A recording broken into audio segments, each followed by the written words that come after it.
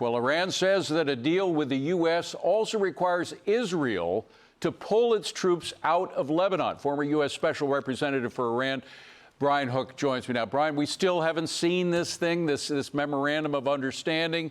We're hearing a lot of reports, but folks who are behind Israel are concerned about the fact that we may be ceding control of Lebanon to Iran. Is that a possibility? That doesn't sound like a possibility. And there's been a lot of breathless commentary about this MOU that no one has read. And so on something as important as a national security document like this, I think it's best to reserve judgment until people have actually seen the final text. And so then I think we can take an actual and sort of realistic appraisal of what the MOU is and isn't. Conceptually, this seems to be an effort to just get the Strait open and immediately begin nuclear talks, to talk about the nukes, the missiles, and the proxies, and how do we get Iran to be a good neighbor in the region. They have a perfect history of lying and mendacity and cheating on the nuclear file. Everybody knows how they operate their proxies in the gray zone. These are all going to be discussions, I think, in Zurich when they're in Switzerland for that. But for now, as you were just talking about earlier, we're going to get the Strait open, rebalance energy supplies. That's going to be very good news for Americans who are concerned about high gas prices, cost of living, inflation getting sticky. So I think every president has to balance national security objectives with the economic concerns of Americans. It's never easy, but I think we're at a point where there has to be some kind of balancing on both. I'm just wondering how long it will be between a memorandum of understanding, whatever it turns out to be, even if the president reads it this week, to a real deal that we can bank on for the next couple of months, if not years.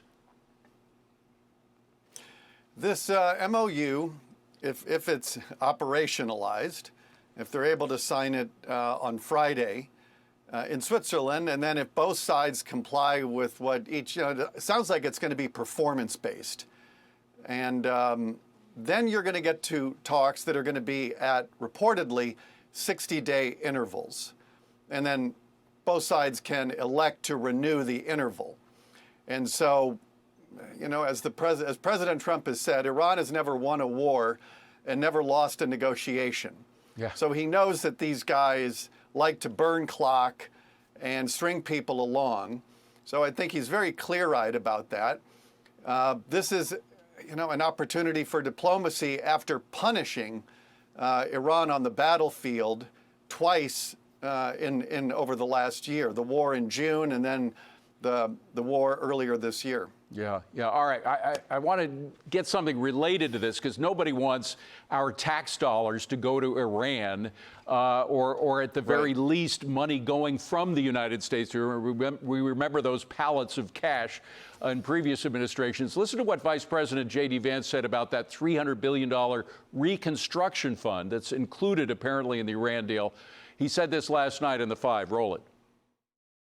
So you mentioned a $300 billion fund. I got to be very clear about this. Not a single cent of American money under any circumstance, no matter what the Iranians do, goes to Iran. Not a single cent of American money. This says, for example, let's say that the United Arab Emirates, who have been a great ally, let's say they want to invest in a power plant in Iran. What this deal provides is that if the Iranians have done everything we require them to do, then we will allow the United Arab Emirates to do that. Because they can't do that right now without American approval. We only got about 20 seconds. What do you make of this Reconstruction fund? Well, as the vice president said, there wouldn't be any money going to the Iranian regime directly. I mean, American money, of course. It reminds me a little bit of how President Trump handled North Korea in the first term. There were a lot of benefits that would go to North Korea if they would take steps on the nuclear file. North Korea never did that, so they never got the benefits. But the president very much likes to present carrots or inducements to try to make it more attractive, but he doesn't have any history of giving away these things without performance. Yeah.